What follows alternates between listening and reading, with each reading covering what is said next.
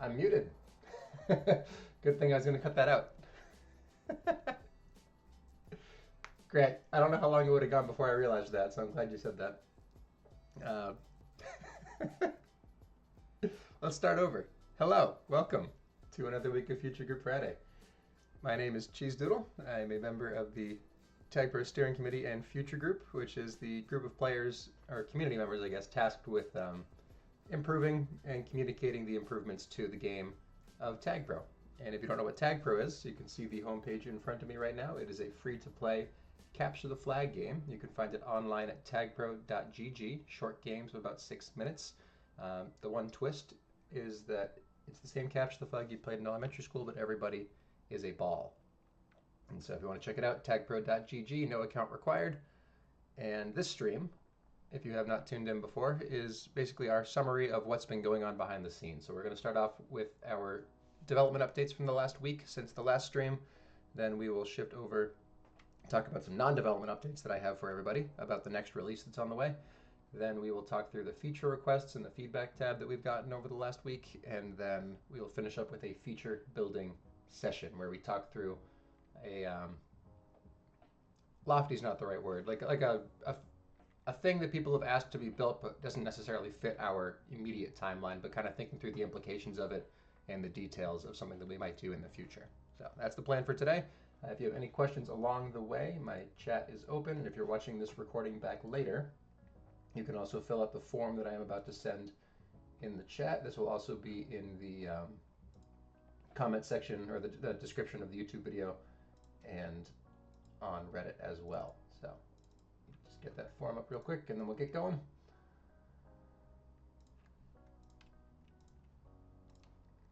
There it is.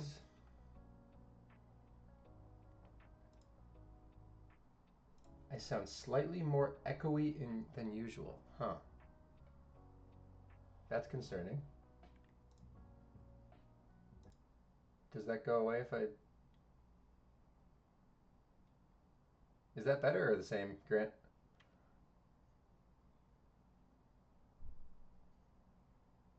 Or did the music just turn off? I think the music just turned off. uh, I haven't changed anything about my setup, unfortunately. Might just be the angle of the mic. Is that webcam mic? Oh, it is the webcam mic.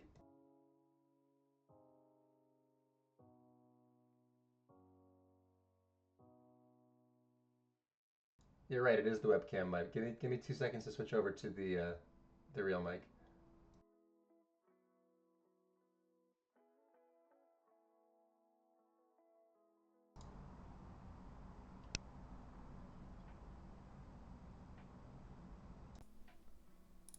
Okay. Does that sound more like I usually sound? I don't know when those things flip spaces, but we're good now. All right. Beautiful. Sorry for those who had to fight through an echoey intro. So let's go back to our development updates. This has been a quieter week from a development standpoint. We've got one developer traveling. We've got me neck deep in the feedback tab thing that I talked about last week. I'll have some more updates on that. And as I've mentioned before, we are coming up on the next release, so it's a lot more reviewing than code writing. So most of what I'm going to talk about has already been discussed, but I'll give you some updates on where things are at. The biggest thing was the oh wait, I'm in the wrong tab. On the 10th. Yeah, okay. So there was a review that came in for the AFK and pending indicators. So that's the little icons on the scoreboard at the bottom of the screen. If you look at any game, down at the bottom here, you can see there are 4 different balls, one for each player in the game. Nice handoff. If a player's AFK are pending, it's going to mark them as such at the bottom. So if you're on the opposite side of the map and you can't see what's going on, you know without having to be on that side that somebody is not actually there. So just a little QOL thing, a review came in for that. And then we had a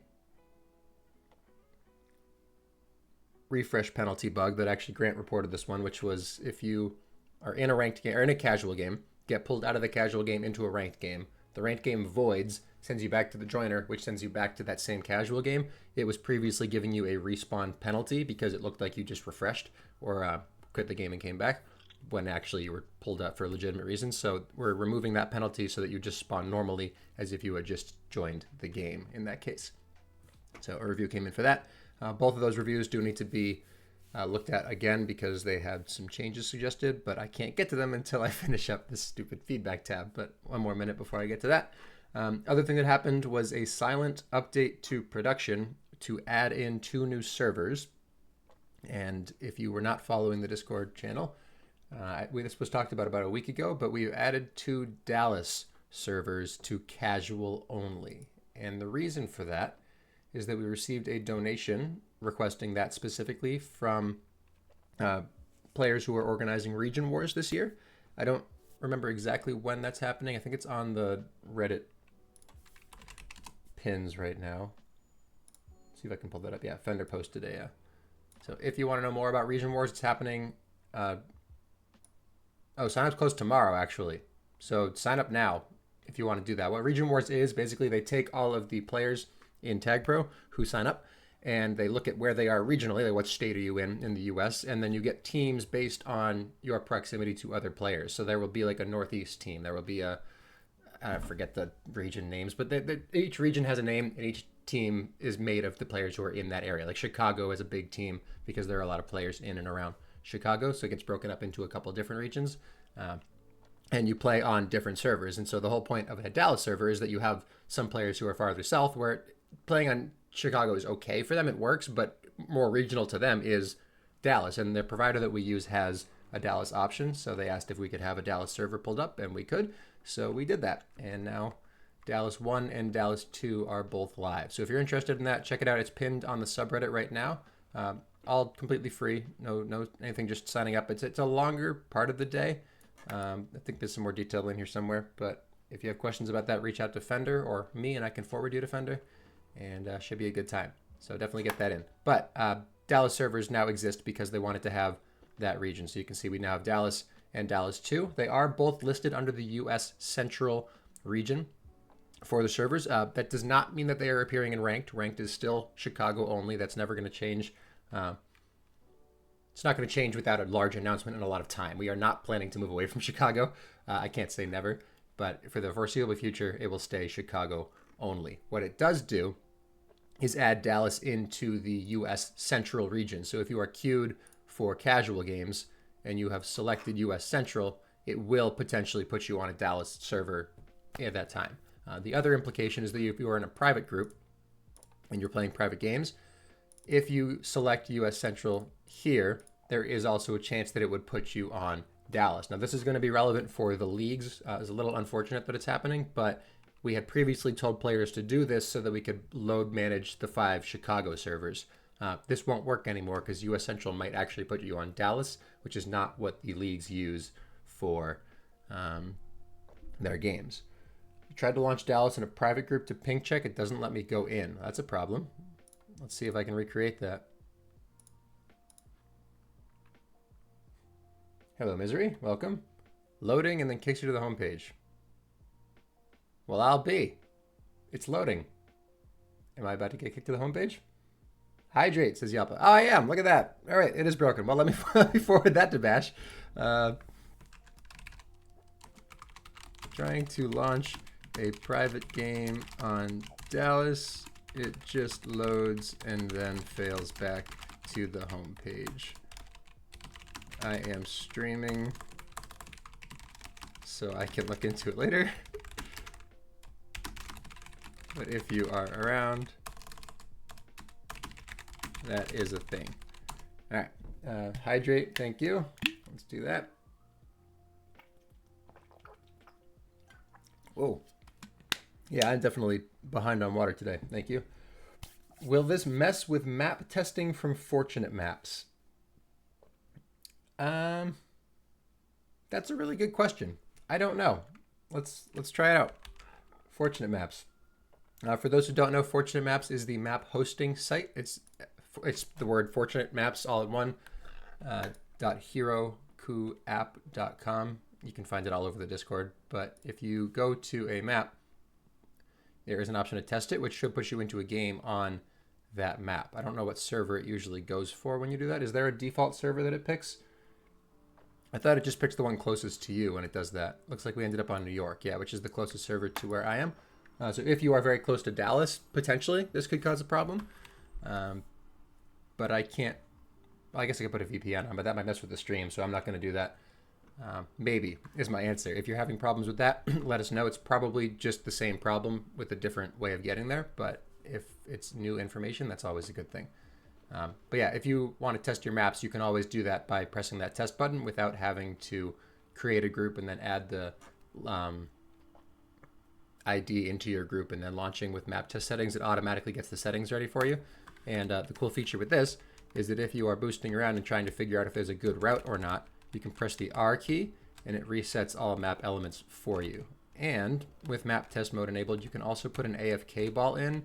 There's a longer AFK timer. I think it's about 10 minutes long. So if you want to have a ball in the way of something, map test mode is an option for you to do that. So cool thing that we added a little while back. You are technically still in a group. It just puts the map in the settings for you automatically.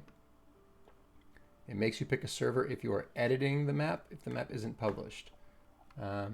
If that's the case, I'm just going to say don't pick Dallas. I don't think I know enough about that to give you a better answer. Sorry. But hopefully that just gets worked out and it works fine by the end of the day. But yeah, good to keep in mind. Next up, development stuff. That's it. That was the whole week from a dev standpoint. That's it for things that were actually pushed. There is some more stuff happening behind the scenes that I'll talk through now.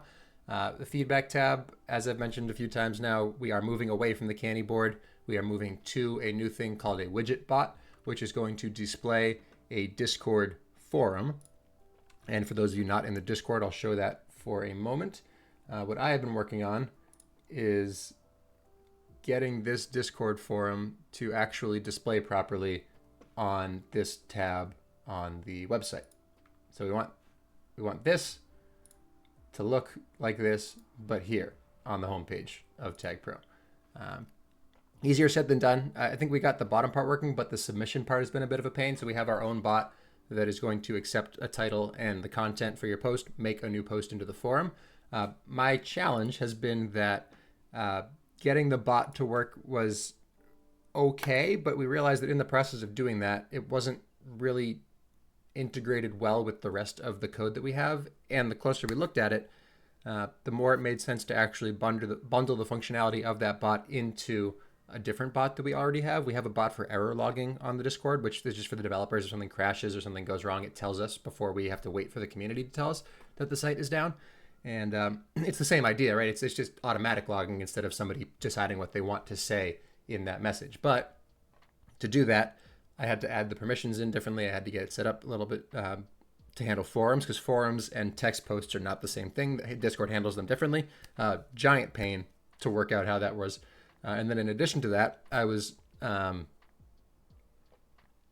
want to say fighting, but it wasn't really a fight. It was more communicating with the developers of the widget bot, because they had a lot of issues related to posts not populating properly, posts not populating at all, old posts showing at the top, even though there were more active things coming in later. So there's a lot of stuff that was just like, hey, why is this happening like this? And the answer was, they don't really know.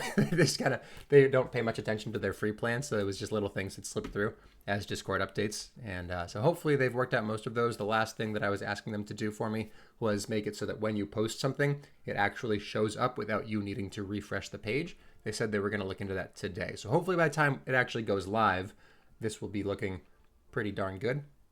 But we're still probably a couple days away from that. But that will be bundled in with the next release, and we should be good to go with that. So if you have any questions about that, feel free to ask. But that was the other thing that I was fighting through this week. And then non-development, but still future group related, we have finalized the pricing and the coin awarded for the shop. We've been having a long discussion about how many coins do you get when you finish a game? How many coins do you have to spend to earn a common flare, an uncommon flare, and a rare flare? We've broken it up into those three categories. And that discussion was mostly revolving around what like sense of progress should players have when they finish a game and receive a reward for that? Like, do you feel like, thank you, Flaccid, poop lol, he says. Like, should it be that you finish a game and you're like, wow, I have like so far to go, this isn't worth it? Obviously, you don't want that, but it shouldn't be, oh, I only need like a couple of games to earn a flare, because we have to balance how many flares we actually have to give people, and we want to have that last for a while. We don't want everyone to just have everything after a month. That's not really the point of the shop. Hello, Lady Lid, welcome. But yeah, so it was just balancing that out and making sure that it was attainable but not too attainable. And we were looking at player activity records, like how many games do people play in a given day, week, month, season as their timelines, and then like the first active player, the 100th active player, the 500th most active player, and deciding which, like where in that array of players do you actually focus on. Like, we want this person to be our model user for how long it takes to earn all of the flares in the shop, or a rare flare or anything like that. We were usually working around the 400 to 500th most active player to decide that. So if you're more active than that, which is most of you watching this stream, it's probably going to be on the easier side to earn more of the flares, but it's still going to take a good amount of time to earn everything. It's probably more than a year minimum to earn everything if you only played games. And the reason we wanted it to be a longer time, one was an argument that MC Ride brought up last year, which was not last year, last week. It's cool to have flares be somewhat exclusive. Like, you worked hard to get a flare. It's nice for you to be one of the few people who actually has that flare. And then the other side of it is that we need time to add more content into the shop. We need a little bit of a buffer where we're working on other things you can earn. Because if we add a bunch of stuff in, you earn all of it, and then you're just waiting for us to put the next update out to add more things for you to just earn all of them with the extra coins you've accrued while waiting for the new stuff to get added. It's not really a shop at that point. It's more just content that we're just giving you over and over again, which is like fine, but that we do that already. That's what the releases are. There are things that are not going to be in the shop that you just get because we've worked on them. The shop isn't supposed to be that. It's supposed to be things that you work toward and you have to earn and wait a little bit to actually get. Toity, you're actually here. Oh my goodness, this is so exciting. For those who did not know, I called out Toity for his large number of games played a couple of weeks back on stream, because it actually shocked me. Where did he go? It was right there. No, that's impressive too. Toity, where were you? I thought you were higher up than that.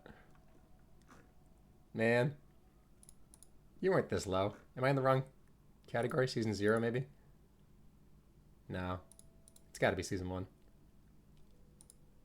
I'm derailing the stream. I need to find this. This is important now. Neutral flag? It was 1.9k. I remember that very clearly. Where were you, Toity? I don't know where you... Where are you? Oh, God. Well, anyway, he played a lot of games. That's the point. That's the point. Some other people did too, though. Damn. All right. Well, back to what I was saying. Shop should take a while to earn everything. That was the conversation we had. We have finalized the pricing on that. We have finalized how many coins you will earn after a given game.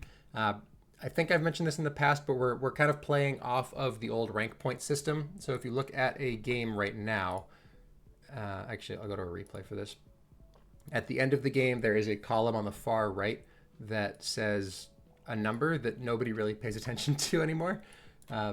Rank points over here. And you'll get a couple rank points. Sometimes you'll get no rank points if you're not logged in or you have stats off. You don't get anything. But nobody really, like, no one cares about rank. They've been around since leaderboards existed, but nobody really pays attention to that anymore. And so they're a bad name as well, because what is a rank point? We have a ranked system, but rank points have nothing to do with ranked TagPro. So the name doesn't make sense. The numbers don't really care. Nobody cares about them. So we decided to just kind of take over that system and turn that into our coins system, where, oh my goodness, I'm never going to get used to that. Never going to get used to that. Let me show that one more time. Replay at the end, rank points column on the right side here. Nobody really pays attention to it. As I said, it's called rank points. It has nothing to do with ranked results. So this is all ranked, but if you're in casual, you still get rank points. So it's not important to anybody. So we're getting rid of that whole system. That column's going to persist, but it's going to become your coins that you have earned for that game. And it's going to use a similar calculation that we use to generate rank points, because there's no real foundation for what the coins are. Like, we're starting from scratch anyway, so we have a system that already somewhat gives you points based on how well you did ish. So it makes sense to just kind of use that for the coins as well for the games. There's no real need to rewrite this from scratch when we already have something. But yes, Misery, that was the one somewhat odd implication of this, is that those rank points do decide who wins the casual leaderboard. So all these points over here are the aggregate of the games that player has played for that day or for that week or month or season. So those numbers are still going to be what we use for this scoreboard here, but we're not going to be displaying that number at the end of a game. And I think that's okay, because I don't think that anybody is looking at the scoreboard and saying, oh, I got 27 rank points, so now I'm going to be in 18th place. Like, the numbers are so, like, they're, like, am I making sense here? Like, they're just not that closely, like, no one's focused so closely on those numbers that they actually are going to care about not seeing what they got each game. And you are going to be able to tell, because we're just using a strict 10 to 1 conversion of coins to rank points. So if you earned 33 rank points, you earn 330 coins. You can still tell what you got if you need to know, but at the end of the day, it's just you play a bunch of TagPro. If you end up at the top, congratulations. That's kind of the depth of that decision. So that was finalized last night. I'll get those numbers over to Bash today, and we should be good to go. But yeah, this is still going to stay as is. We're not going to change anything about these calculations and how this works. I'm getting there. Holy moly, Liddy. That's just an insane number of games to have played already. We're only a month in. That's all casual, too, by the way. That's not ranked games at all. That's all casual games. You people scare me sometimes. That's all I have to say. Yeah, well, God's equally scary, so it's not really an argument in your favor. But yeah. What else? Oh, we had a developer meeting on Sunday that didn't go as planned, but we got through it. We were talking about a potential change to the code base, adding the addition of TypeScript instead of JavaScript, a couple of the things that I've mentioned in the past. You did not miss a flare leak, MC. We have not leaked any flares yet. We had a bit of a mishap because there was a timing communication error on the meeting, so we missed a couple of devs in different directions, but we got the bulk of what we needed to talk about discussed. Nothing that we talked about is going to show up for several months, so it's nothing you need to worry about here. Not hot dog flare, no. We are anti hot dog flare here. Yeah. Anyway, that is the extent of our future group updates. There was one other thing that was just like a bug came in from the MTC. They have something to fix with their map updates, where a bunch of their maps are showing up in the casual rotation for their list, even though it's not actually showing up in the actual list. Like some of these retired maps accidentally still had casual rotation checked, so it's just not quite accurate in the database. So we're getting that patched up in the future. But that was most of it there. Yeah. Okay. So let's move on to feature requests, community stuff. We're going to go through the candy board first. Again, this is going away soon, but it still exists, so people are still posting to it, which is fine. We'll get the last things moved over to Discord when we actually switch over permanently. So the last thing that we discussed last week was... Is it this? We did talk about this. Talked about that. Here we go. All right. From Beach, delay save logic for 5 seconds post first spawn. Too many balls are taking losses for joining a game and getting capped on while still in home base. This feature aims to give them some quarter. If a ball can't get into effective position on OD, they shouldn't have to dig out of a deficit or take an L. So Beach, this already exists. So I'm not sure what did you see this happen? Because we did add in a ticket to do exactly this. It should be longer than 5 seconds. I think it's closer to 10 or 15 seconds. Let me see if I can find the ticket where we actually did that. If it's not working, that would be good to keep an eye on. But I am fairly confident.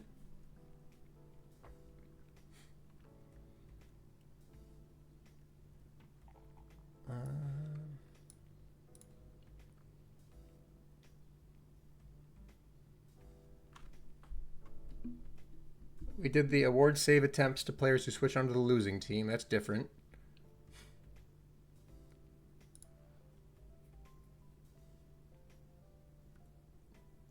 I didn't realize how many tickets we've done related to save attempts. This is a lot longer to scroll through than I thought.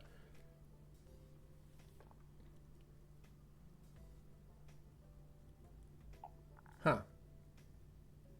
I know we did this. I think I built this myself, so that's why I'm really... I think it's if you join a game and the other team caps within like 10 or 15 seconds of that, the game is counted as a save for you. But if you're not seeing that save attempt message, something's definitely wrong.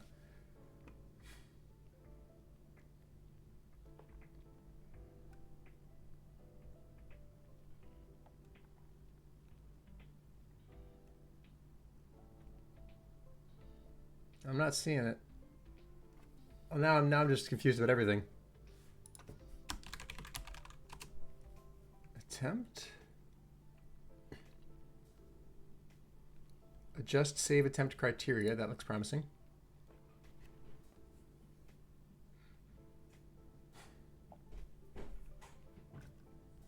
If a player spawns into a lobby with fewer points than the opposing team, or an opponent captures within 2 seconds, 2 seconds of the player spawning into the game, leading to the player having fewer points than the opposing team, or the player's flag is not on the flag tile at the time of spawning into the game, and the player has no interaction with the flag between spawning and an enemy cap, which puts the player's team behind an opponent's score, and fewer than 30 seconds have elapsed from the player spawning into the game, then a save attempt is awarded to that player. So that's a ticket that was created in January of 2023. It was closed in July of 2024. So I think that means that we did this. Yeah, adjust save attempt criteria for post-join caps. That is done. That was written. So this should exist already, as far as I can tell. I think what I'm going to say to look into this,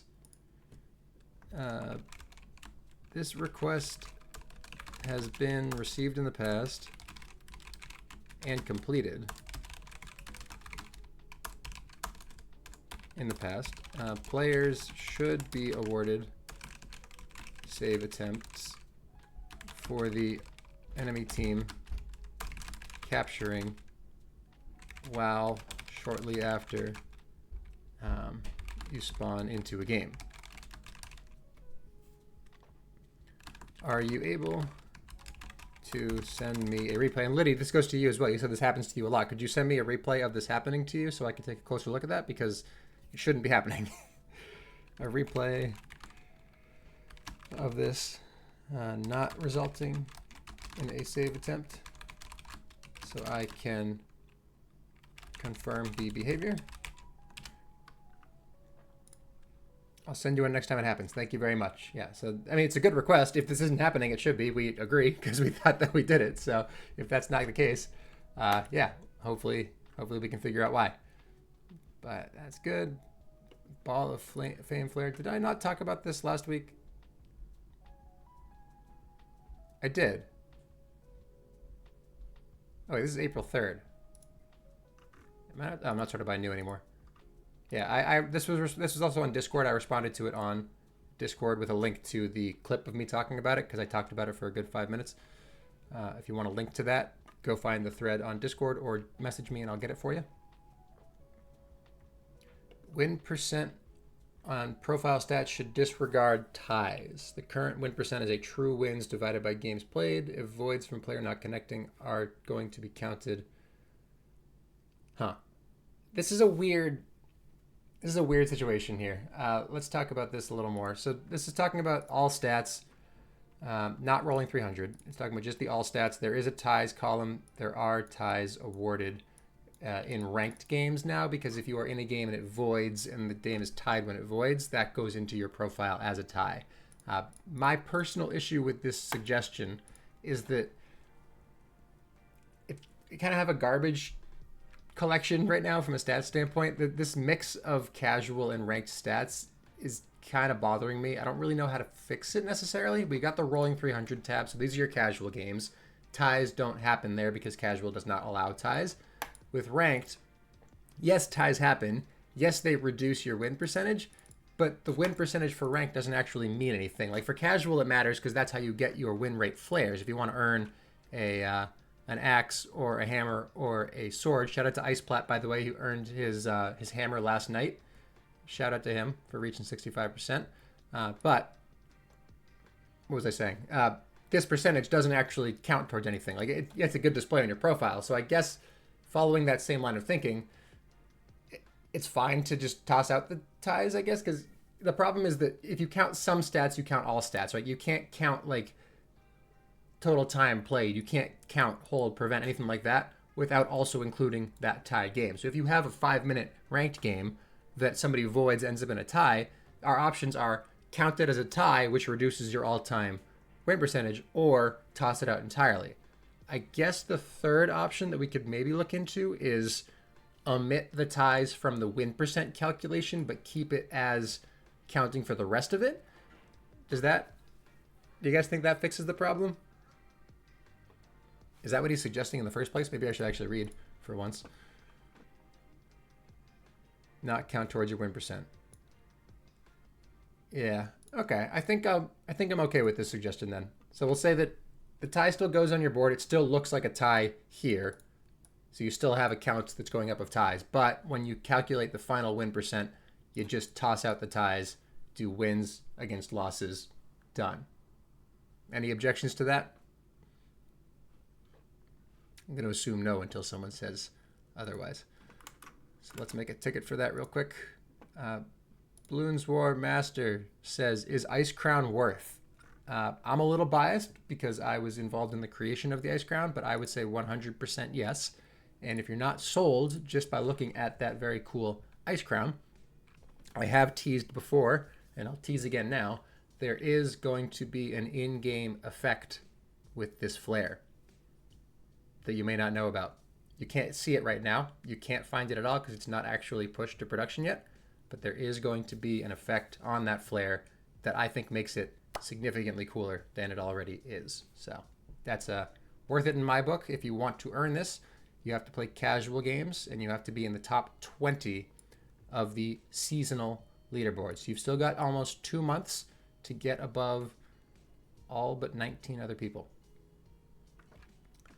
We are not talking about the hot dog flare. I'm actually going to add hot dog to the list of banned words in my chat. Where was I going with this? Oh yeah, I was making a ticket for win percentage. There we go. Remove or omit ties from all-time win percentage on player profiles. When a ranked game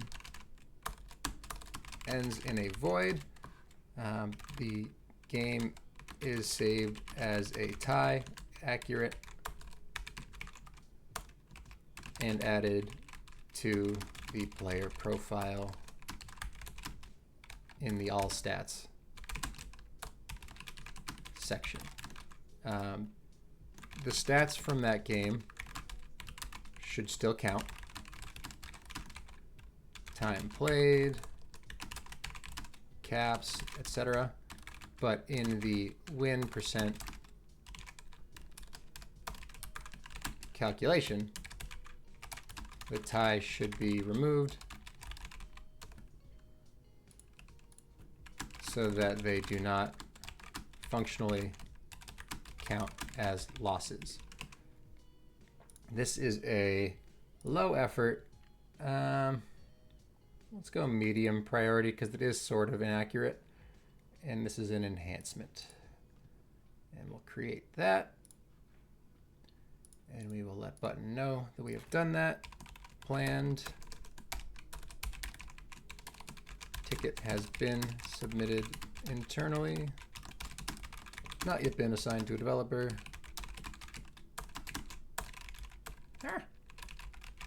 Will be included when time allows. Submit. All right, what are people talking about over here? Oh, it's Kaiser.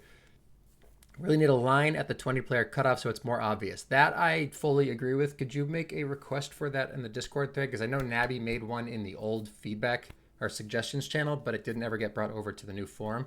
So just so we have some way to track that. I think that's a good suggestion to say, like, if you are in 20th place, first of all, numbers, so we can see that, but then just a hard line across it So you know that person is above the cutoff, that person is below the cutoff, because I don't actually know where the 20th one is. 1, 2, 3, 4, 5, 6, 7. So it looks like cap 1 is the cutoff. So you need to get above cap 1 for now. Isn't cap 1 very new? Yeah, it's a very new player. Good for them. Knocking out casual games. Every time you add banned words to chat, you create new bugs for me to find. Yeah, Kaiser crashed TagPro a couple of times because he found an issue with my regular expressions for the chat filter. And he brought a couple games down entirely because he said the right combination of letters to crash it. But yeah, we've gotten better at regular expressions. So that doesn't happen anymore. How much for a Mickey Mouse flare?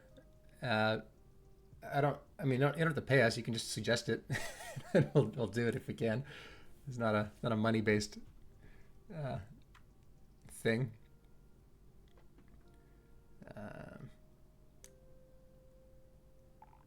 Oh, hot dog, hot diggity dog. I get it. Make it widely known. Yeah, I don't know. We'll worry about that when we get there. Where was I? Feedback. Continue. Ranked seems broken. All right, this should be good. Been frustrated with pubs and with ranked. It takes forever to get a game on ranked. I think limiting the group of ranked players to a certain range needs to be reevaluated. I shouldn't be on the outside looking in for 40 minutes because there are 8 people ranked higher than me playing. I should be cycled in the same rate as everyone else. Then also, I wait 40 minutes. I get in a game that I'm the lowest ranked person on my team, and I cap 4 out of 5 times in a 5-0 victory. Get my 5 ranked points for another 40 minutes. Feels busted. Like, what is it? This reads more like a complaint than a suggestion, but I guess we'll talk about the tier cutoffs that we have. How much do I need to pay for the new flares? You mean in the shop that we're adding? It's not actual money. It's in-game coins. We don't want your money. This is a free game. Play it for free. Enjoy it. It's not currency based. You'll have to play a lot of games to get it, but no money. Anyway, Vedic. Cutoffs are controversial. I understand that. They do increase wait times. They do make it harder to get into games. If you want to pay the devs, you can't. You can donate to the game itself, but none of us actually get paid. This is all a volunteer thing. I keep losing my train of thought. The reason we have to have tier cutoffs is because enjoyment in the game is a factor that we have to keep in the back of our minds. You can't have every game be open to everybody, but also have high quality games that are attractive to more experienced players. It's a hard line to toe, but if you are very, very good at the game, like top 5 player in the game, it is not enjoyable TagPro for you to play with somebody who has been playing for 2 months. And some of you understand that. You play with some balls, you're like, wow, this person's absolutely terrible at the game. This isn't fun. I can sympathize with that argument. That's the same thing that they are experiencing at the very, very top of the game. And that does not mean that they are only going to play amongst themselves. Those 5 players can't make games, which is 5 of them. The system doesn't exist for them specifically. But you need to have some cutoff where it goes from this is an acceptable matchup to this is no longer an acceptable matchup. And those cutoffs are somewhat dynamic right now. If you are in tier 1 in CTF, you can only play down to tier 4. So 1, 2, 3, 4. So you can play with gold, platinum, diamond, and the C-suite up top. All can play together in games. If you are in tier 2, still down to 4. Tier 3 goes down to tier 5. So platinum, gold, and silver. And then tier 4 and all the way down, gold plays with silver, bronze, and iron, and ranked ball if those tiers exist. So it moves with the population of players. And that has to happen because if you don't do that, all you're going to do is put lower ranked players into games with higher ranked players, where the higher ranked players say, this is not competitive, this is not fun anymore, and they're going to stop playing. And now you have the same problem where you can't get a game, but now there's nobody even higher to work up to get into a game with. You just don't have players at all. So you need to have some cutoff where things are still enjoyable, because I mean, just take the extremes, right? Carrot Cake playing in the same game as, I don't know, this guy whose name I can't pronounce. There's nothing competitive about that. It's not ranked TagPro at that point. That is the whole point of casual, is to open up that matchmaking and say, you don't care who you're going to play with. You don't care if it's a perfect game or a high quality game. It's TagPro. Maybe some fun things will happen. You can try a little bit differently, try some new routes, whatever. But everyone understands it's just it's casual. You're just boosting around having fun.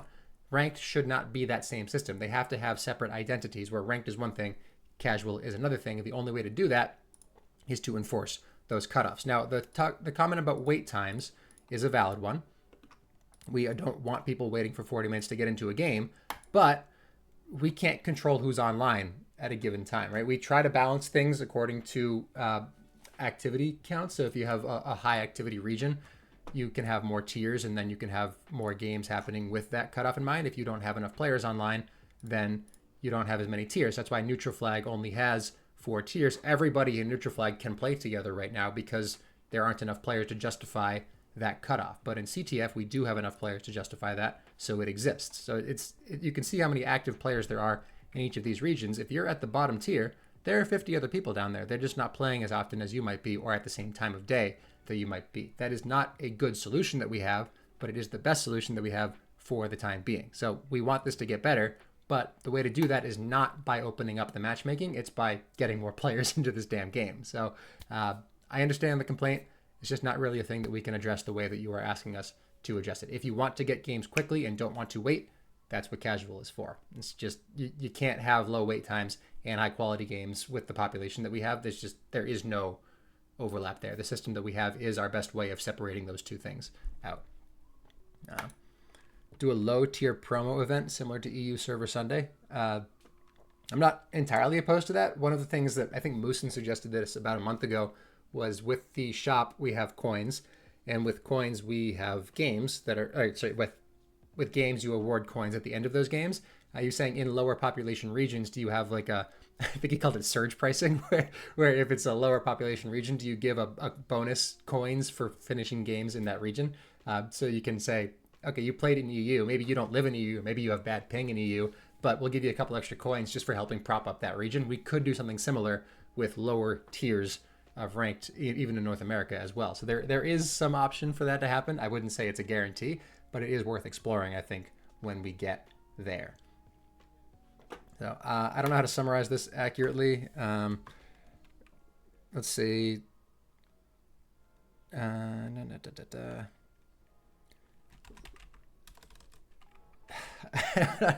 don't know. Low player counts make it difficult to guarantee high quality ranked games consistently. For lower wait times, we offer the casual queue.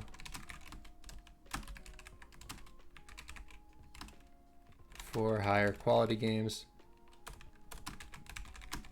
we offer the ranked queue. If your ranked games are still imbalanced, that is just a byproduct of the season reset, because everyone went back to the starting point basically, and should improve.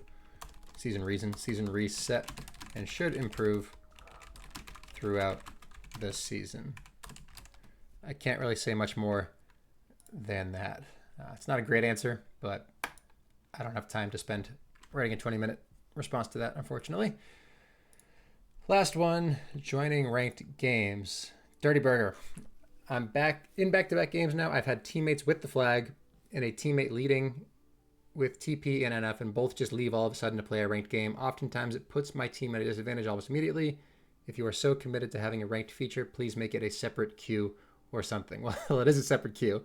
I understand what they're saying, though. So this is a problem with players getting pulled out of casual into ranked games. We have spent a lot of time refining that system so that it mostly happens during respawns. So if you pop and your ball is respawning, that is when we try to replace you so that you're not leaving in the middle of something like a TP lead. This is impressive. Back-to-back games, a person with a TP and a neutral flag both disconnect at the same time. That's incredibly unlikely, but I guess it's possible.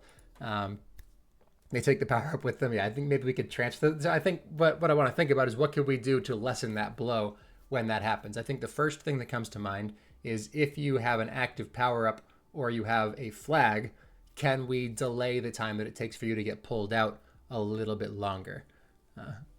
Mid-snipe trying to take you out. Yeah, those are little things that it just kind of has to happen. It's not perfect, but it's not like I don't know. There isn't really a better solution for where we were when we made that feature. I think it was a good middle ground because you still want players in the casual queue to prop up the casual queue. You need those players to keep things going. The idea was that while other players are rotating in and out of their ranked games, the ones who missed that ranked queue are the ones filling in for the casual game. And then when another queue pops, you flip that, and the players who missed for that ranked queue are now filling in for the casual. So there's a cycle of players into casual as players are getting cycled into ranked. So it keeps those casual games propped up a little bit because extra players who would normally just only queue for ranked are now also in your game. So rather than having a bunch of 3v3s, you have a 4v4 where two of those players are leaving and getting replaced somewhat regularly. I think that's actually worked out pretty well in practice. I'm somewhat happy with how it's turned out, but there is definitely still room for improvement with things like what Dirty Burger has reported here. So I think what I want to do is make another ticket. And we're going to say this is about edge cases, handle edge cases, handle leaving for ranked edge cases.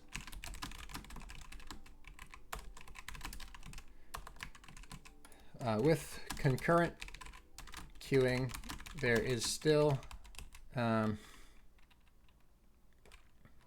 semi-common occurrence of players of players leaving during key moments of casual games for a ranked game. These are almost exclusively reserved to cases of leaving at the end of the timer, not while not being replaced while respawning.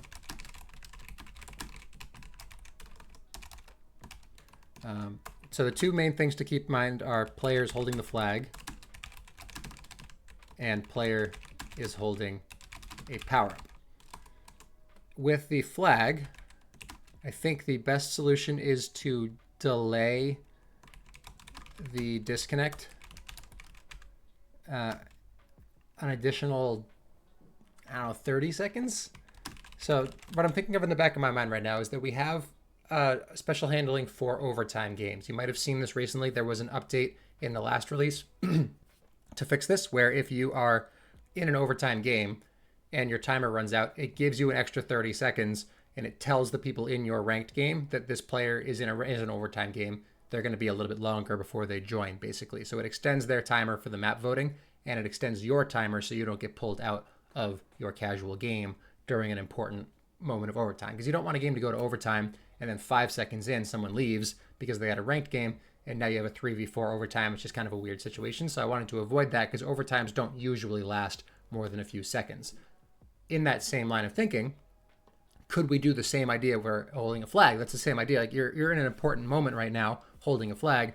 Can we add that extra 30 seconds to their timer so that, if it goes that much longer and they're still holding, that's still an edge case, but it's a much more rare edge case than just holding a flag at all. So I think if we could delay the disconnect in the same way that we do for overtime when you're holding a flag, that would be a good step in the right direction. For an additional 30 seconds, similar to how we delay the redirect when a casual game goes to overtime. And then for power up, and this is where I want some feedback from you guys, would it be better to add that same delay, or would it be better to just transfer it to somebody else? Because the one nice thing about power ups is we know they're going to end at a certain point, right? It's a 20-second power up. It's not going to last longer than that in casual games. So at most, we would have to add 20 seconds to their power up. But I also think about things like if you're holding a rolling bomb and you use it, like diffuse it to grab a flag, maybe you're in the enemy base and you press spacebar to open up a grab opportunity for yourself, but then you no longer have a pup, so it redirects you. So that wouldn't be very helpful at all. But with the transfer mechanic, if you have like a TagPro and you get pulled out of the game and it transfers to somebody else, maybe it's a teammate who's spawning back in your base and you were using it to defend the flag on OD, that's still problematic. It doesn't really fix the problem. So I think that we wouldn't look at the existence of the power-up. We would look at the expiration time of the power-up. So even if it's a rolling bomb that you diffused manually, you still wouldn't get rid of them or replace them. Get rid of them.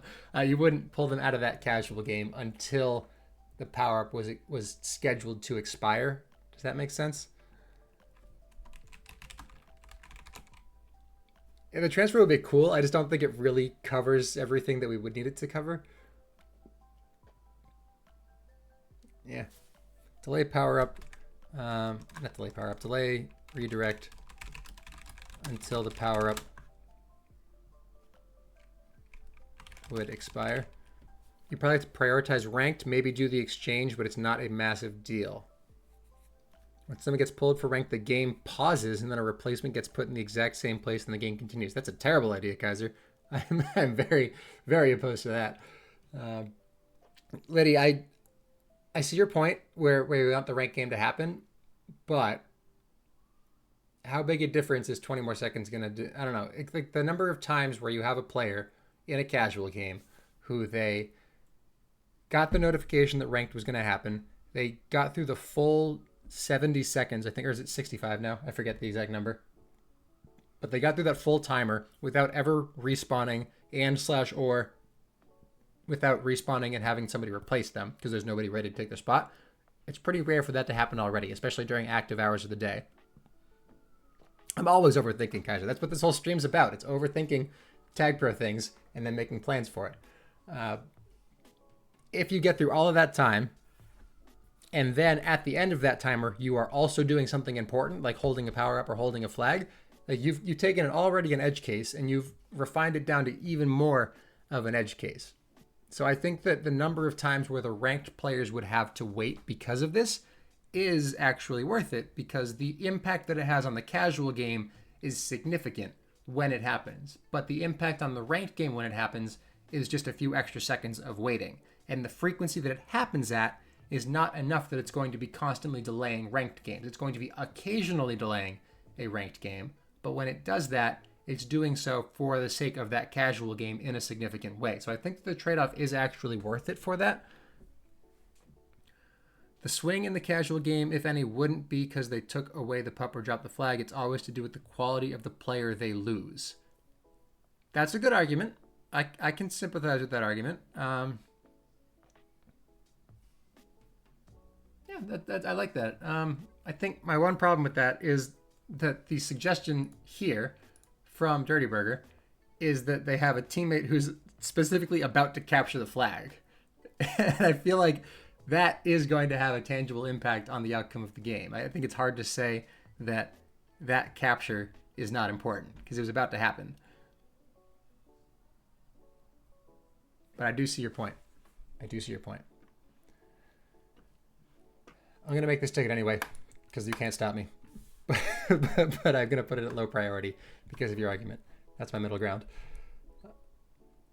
I think your point, though, I think the flag is more important than the power-up. So I think we're going to get rid of the power-up, and we're going to do flag only. With concurrent queuing, there's still semi-concurrent play, leaving during key modes of a casual games for a ranked game while holding a flag. This is...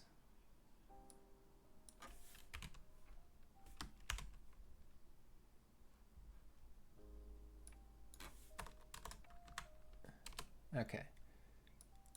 When a player is ranked, ready, and holding a flag, delay the disconnect an additional 30 seconds, similar to how we delay the redirect of the casual games to overtime. If the player scores or pops, redirect them instantly at that time. So it's a maximum of 30 extra seconds, probably a lot less than that because very few players are actually holding for a full 30 seconds, especially when they were holding before that 30-second timer even started. Kaiser, you have another great idea. That's a scary premise. If I lose a good player in casual, instead of replacing them with a leaf or a sunball, pull a player of equal value from ranked and put them in the casual game. Get out of here. No, absolutely not. This is a low effort. This is a low priority enhancement.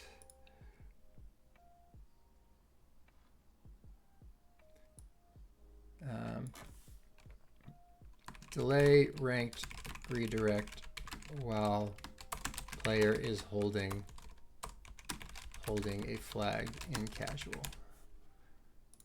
We're going to create that, and then we're going to say planned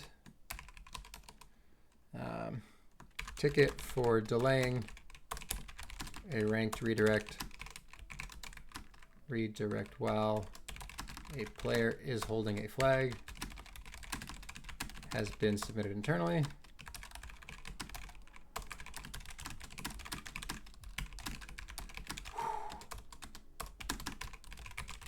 Will be included when time allows. Okay, that should be it for the candy board. There are a couple of the Discord things that we'll get through real quick. There's just two, I think. Look, it was 4-0. You were going to lose anyway. If it's 4-0, you've already lost because casual games are best to win by 3. All right, Discord. Boom. Let's get this over here. Oh, no, that's not what I wanted to show you guys.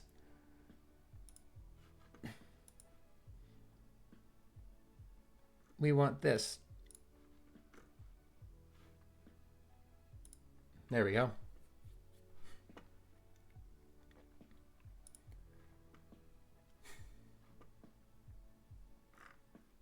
Oh, pulling someone who's down 0-4 and ranked. I got it. All right, sort by date posted. And we added tick. Oh, I can actually see which ones we've marked now. Yay. Okay, so, oh God. Not yay. How do I open this in full view? There it is. All right. So again, this is a suggestion. I am just reading. Members of protected groups should be able to say their slurs in a rainbow. ASAP says redacted. Okay. Yeah, let's talk about this for a minute. This was a really, really big deal back in 2020 or so, when I made the policy that this person is referring to, I believe. So what this is referring to, there is a rule in the code of conduct called the blanket mute policy. And what that policy does is it lists out a bunch of slurs that you cannot say in TagPro. And the qualifier with that is that you cannot use any of these words regardless of spelling, intent, like no bypass. You can't say like RET and have that be okay because you didn't say the full word. Like you can't use any variation of any. Oh, Automod actually caught that. Nice. I'll allow it so you guys can see it, but yeah, it can't say that. So basically, you can't use any version of any slur in any game. And this did receive some pushback when it was initially pushed out. The biggest pushback this received was on the side of TPM. And for those who were not in TPM, there was a channel called Egg Brawl. And if you don't know what that is, I'm really not going to get into it right now. But basically, the summary, and keep in mind that I am a very white guy explaining this, so just bear with me. There was a group of players who were black, and they were like, why can't we call each other the N-word if we're all cool with it? And it's a hard thing to approach as, again, a very, very white guy. Like, why am I the one saying you can't say this? It's kind of a hard thing to kind of stick your hand in the middle of. And the conclusion we arrived at, and I'm very comfortable with this conclusion, is that the blanket mute words are not words that you cannot say. They are words that other people have a right to not be called. Okay? Now, if you take two people who are both black, and one of them is not okay with being called this word, and one of them is being called with this word, I cannot decide for you that you are or are not okay being called that, right? Like, I can't say, oh, that person who called you that the N-word is also black, so it's fine. I can't stop them. Like, that's not how moderation works. You have a right to not be called that word, and that same goes for every single slur on that list. So that's the line that we drew. I'm not going to get in the middle of it and say, oh, you qualify as eligible to say that word and you don't, because again, I'm a white guy. I can't be the one making that decision. It's a slur. You can't use it. That's the bottom line. So again, it's not that you can't say it. It's that other people deserve not to be called it. That's the line. Not going to go farther than that. So I'm going to close this ticket because this is not something we are going to budge on. Because I'm oppressing them. Yeah, it's not oppression at all. It's not specific to the person saying it. I don't want to be the one deciding if you are or are not in a protected group. That is not, it's not my role here. Let's add a tag to that. This is going to be a feature request and it's going to be closed. Status updated to closed. The blanket mute words list describes words that every user has a right to not be called. Not words that users are not allowed to say based on their own identity. TagPro is not the place for slurs. Hopefully that makes sense. If you have issues with that policy and you have a better suggestion, reach out to me. I'm happy to talk about it, but that's where I've drawn the line. That's where it's going to stay for now. Other feedback. Add cutoff line to... Hey, Grant, thank you. Much more what I like to talk about on the stream. Let's follow that real quick. Add a cutoff to the casual leaderboard to more easily show the place you need in order to achieve a flare. Yes. Yes, we are going to do that. Let me get a ticket real quick. Where did my... Oh, God. What have I done? You go over there. You go over there. You go over there. Boom. All right. New issue. Add cutoff line to casual leaderboard flares. Casual leaderboards for flare eligibility. We currently display a large list of names and points with no indicator on the list for who is above or for who is eligible for the flare and who is below the cutoff. This is more important now that we award the flare to more than the top 3 finishers. Optional. Add a rank. No, rank's a bad word for it. What would you call this other than rank? Position? Position, order. I don't know what else to call it. I'm not calling it rank though. I'm a hard no on rank. Add a place column with numbers, not optional. Add a horizontal line. I can't type today.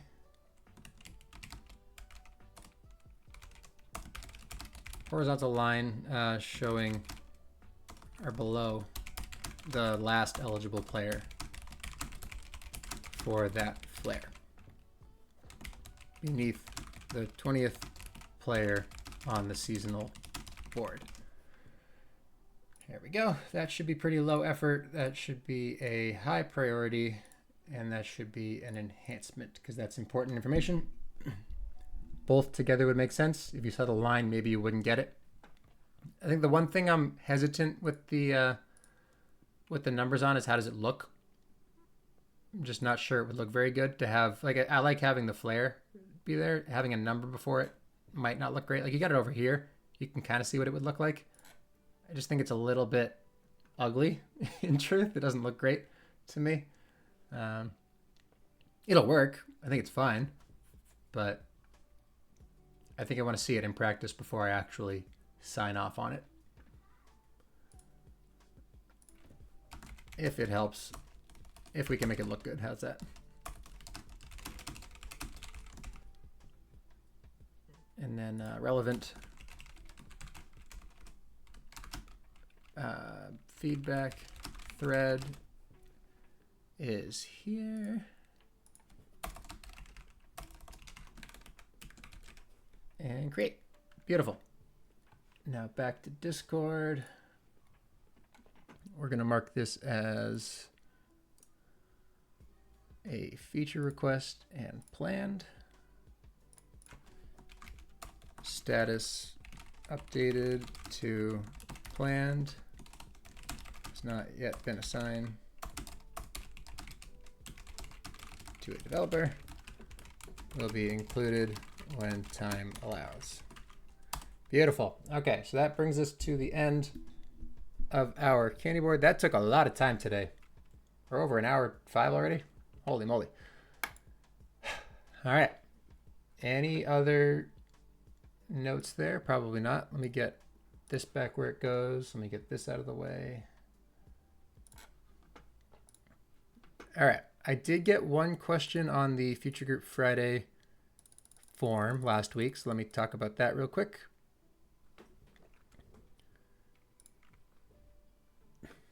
This was an anonymous question submitted 3 days ago. It said, do you have a way for people to help with dev? I'm assuming that means development.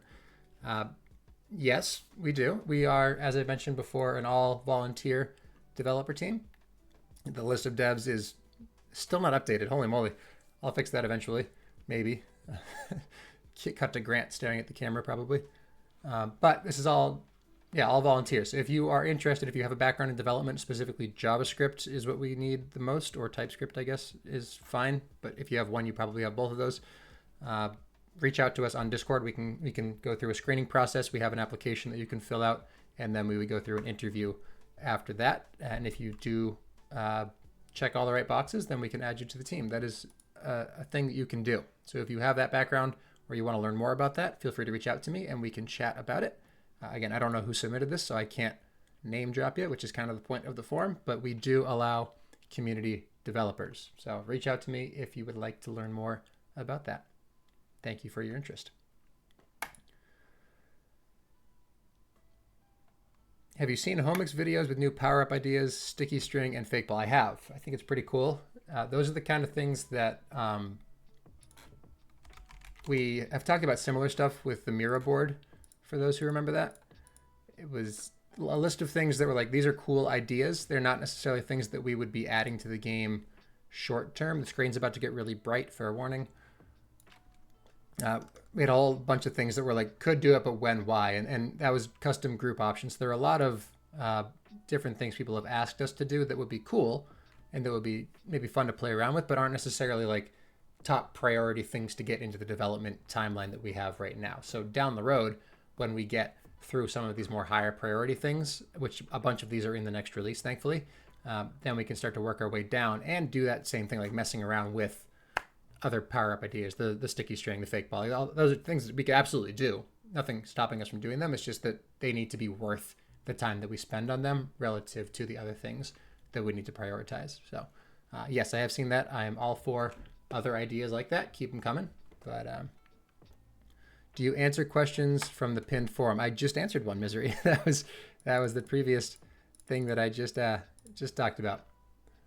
But yeah, that exists, and yeah. And oh, we got another one actually. Has the Future Group considered UI changes to the homepage? Yes. Yes, we have. Part of our plan for the Steam release is a redesign of the site.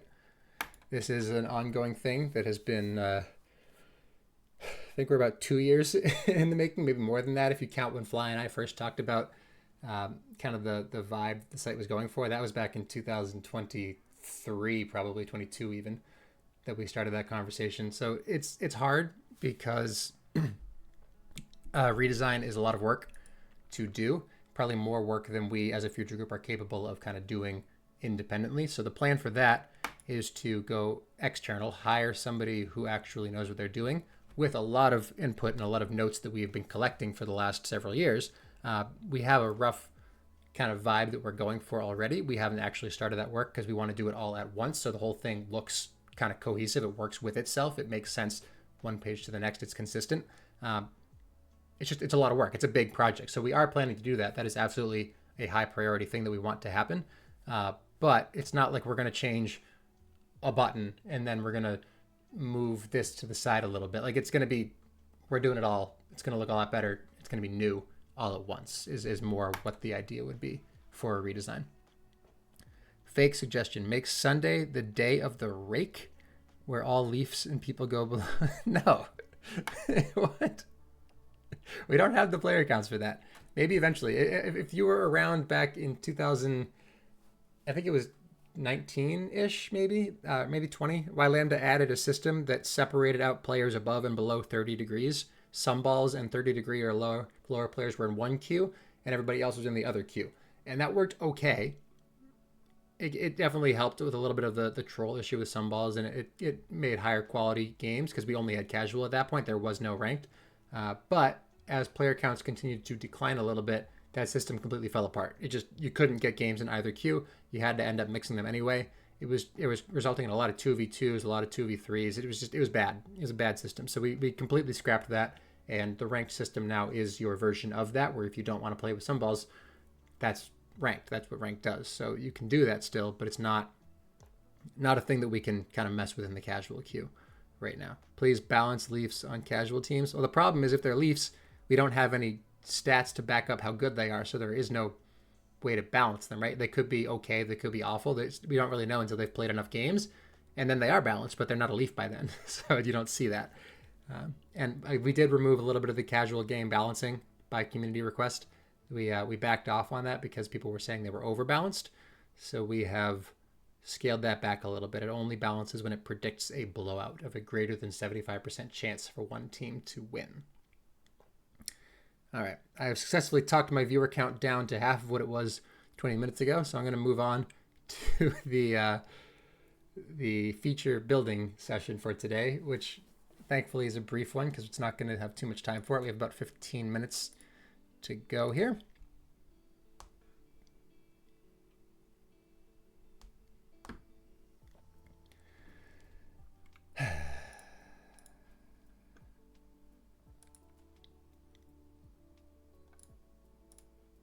There it is. Okay, so for my inspiration here, I was just looking through the old suggestions channel, trying to find some stuff that was... No, it's not shop stuff. Not shop stuff. I'm trying to find something that was like a cooler suggestion that I'd kind of shot down in the past because I didn't really see a path forward to doing it.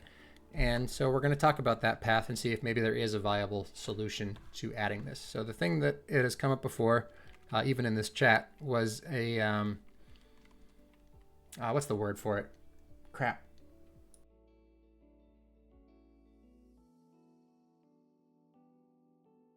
Like an accolade system, I guess?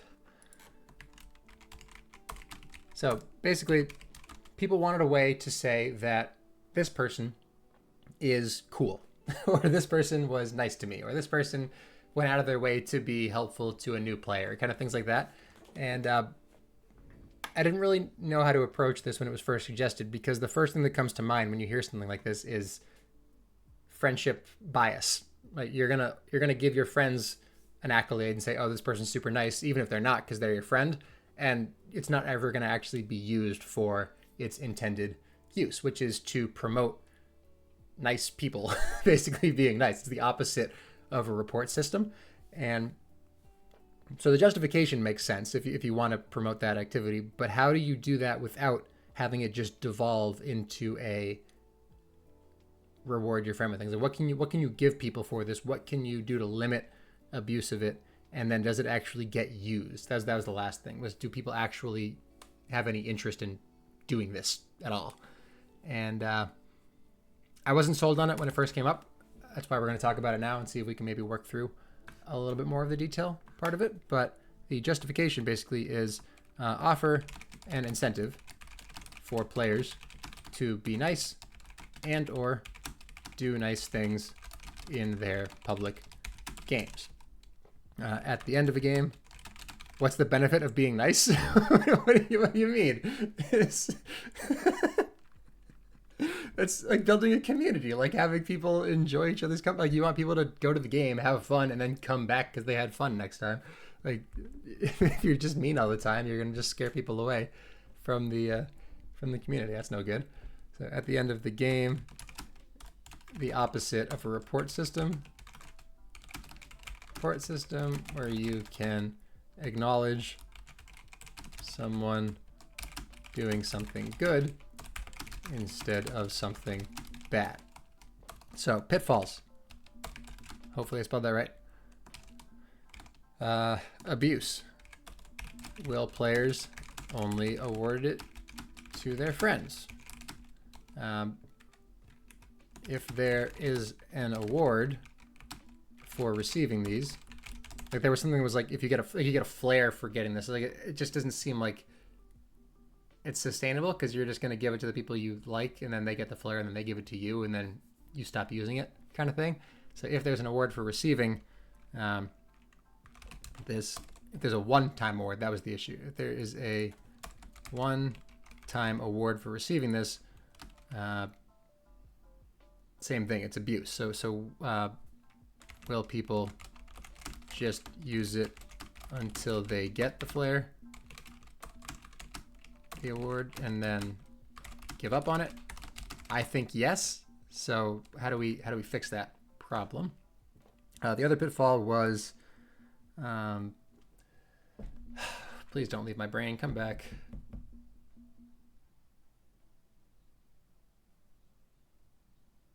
This is unfortunate. I had a whole line of thinking there.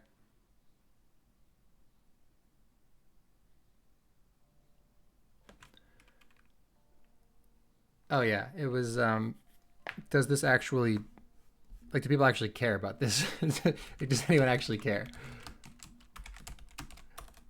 Like, if it's not a permanent award, is there any actual motivation to earning this in a smaller community where most people know most other people? Is there any actual room for this to change any behavior? And then I guess, what behavior are you actually trying to change? Actually trying to change with this? And again, I was skeptical of this when I first heard it, so I'm not like super, this has to happen, but you don't really want to gamify being the goodest person. Yeah, that's a fair way to think about it. To steal from Overwatch as usual, they basically have a similar system where you can give one or two people a thumbs up after a game, and you basically get their in-game currency in higher values for having more positive ratings. So Overwatch, this isn't Pitfalls anymore. Overwatch has a system of, it's called a thumbs up system where you earn more currency for having a high frequency of thumb ups. I don't know how to pluralize that, but you get the point. Yeah, I have the same problem with that though. It's that you're just gonna do it to your friends, right? And yeah, literally, like how do we, like, you wouldn't, the community might not be on the same page about what it means to actually be good or nice. So like what is good? Like, as you said, a sick play, that was a good play. Does that mean, okay, that was good, I'm going to give you more currency? Like, maybe they were being a dick the whole time and now you're giving them a thumbs up because they were a jerk to their teammates, but they had a really cool play. And now you've just undermined the entire system. And it seems like something that you can't really, I don't want to say that you can't really trust people to actually use this the way that you would want it to be used. Like, you wouldn't want a moderation system. You wouldn't want any sort of manual oversight or intervention. That ruins the whole point of it. So that's no good. Does Overwatch have problems with this grant? I'm curious if this is negatively received or positively received at all. And I'm wondering if the size of the community makes a difference as well. Like, if you are only ever seeing people you don't know, are you more likely to actually use this the way it's intended versus just giving it to your friends time and time again?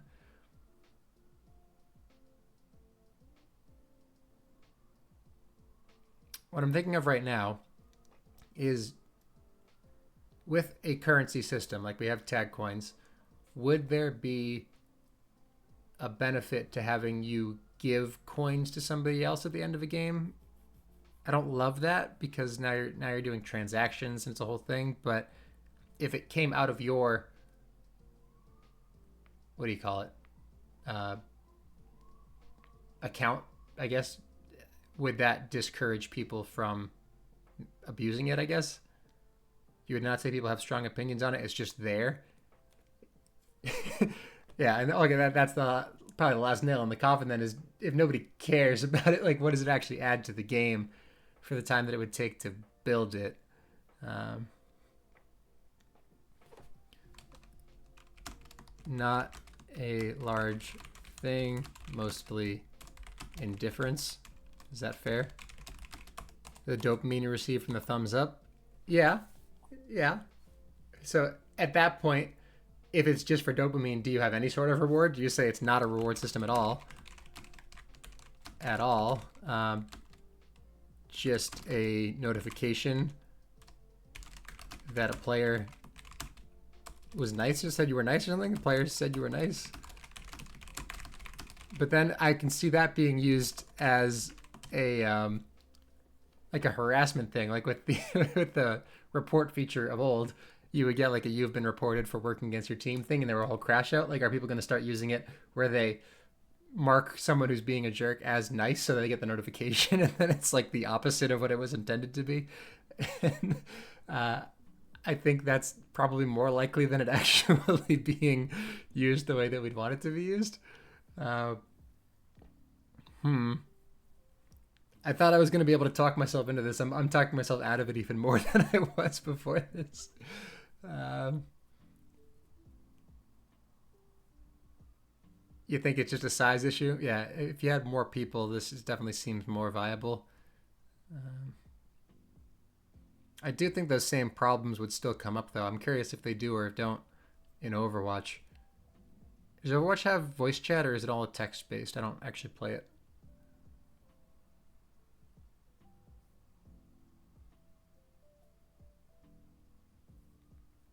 They do have VC? Yeah, it's probably easier to tell in that case. Text is hard. Tone and all that. I'm not super motivated to continue this because I feel like it's just DOA, if you will. Trying to think if there's anything we can scrape out of this that's worth. Like if you only got like one a week that you could give to somebody and you couldn't give it to the same person more than once in like a year or something, if you only get one award or one thumbs up per week, cannot give it to the same person more than once in a X month period. Does that reduce abuse with it? Does it actually add anything to the game at that point? Because we have close to 1,000 players a month ish, not all actively playing all the time, just anybody who has an account who plays a game per month, roughly. How many of those are actually going to use it? Probably 5%. So we're talking about 20 people who are going to use this. That's bad math. What did I just do? 5%. 50. All right. 50 people who use it. And then they can't use it on the same person twice, so it's going to... Because how many people are actually nice is kind of what I'm arriving at. Like, are there that many people who are worthy of recognition for being kind? I can think of like 4 people, and that's probably it off the top of my head, who are like deserve some sort of "I am a nice person" accolade at all. And so once everyone's given it to the obvious choices, now they just have this to give to whomever. And maybe people get better with their behavior because they want to get the whatever. But I just don't really see it as a motivator for what you'd actually want it to be. A cooldown is too long. Maybe just do a day. I was saying months for the cooldown. Or you say you only get one. Oh, okay, one per day. but you can't give it to the same person more than once in the next week period, maybe. Just kind of shorten that timeline down. That seems better. Still not sold on the system as a whole, but if we had to have it, that does seem more viable because you're able to give it back to the same person if they're still, which does make it more likely to be abused because you can give it to your friends more frequently. But I don't. Are there enough? Well, I guess the question there actually, from a brigading. This is a brigading question basically because brigading has been a big thing in the league, obviously. If the brigade is larger than the population of players who use it legitimately, then it's a problem. But a brigade can exist and not be a problem if it's a minority of the overall population. Like if you have 50 people who are using this regularly and 5 of them are always giving it to their best friend, that number is still going to be outdone by the larger population of players. So it's not necessarily an issue if it's just noise caught up in the larger picture. There's no time to be nice to anyone in TagPro. There's no time to type. You have a whole 30 seconds at the end of the game to be nice to people. What do you mean? I'm not buying that. Not buying it. All right. Well, I think I have successfully talked myself out of this one. And we are at 90 minutes, so I'm going to probably wind down and call it quits there. But... oh, I forgot to mention, I am going to be off next week, if I'm not mistaken. Let me double check that real quick. Yeah, I'm off next Friday, so don't tune in next Friday. I will not be streaming. I will hopefully have a big update on the release by the week after that. We should be just about ready for testing by 2 weeks from today. So if you are looking forward to the shop, that is when to be here.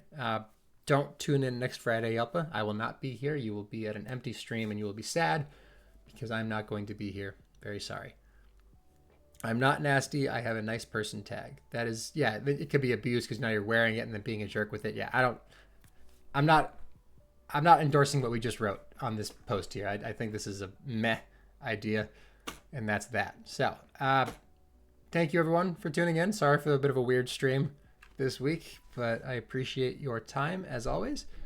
If you have any questions in the meantime, feel free to reach out to me. There's that form that you can find pinned in the chat here or on the description of the video.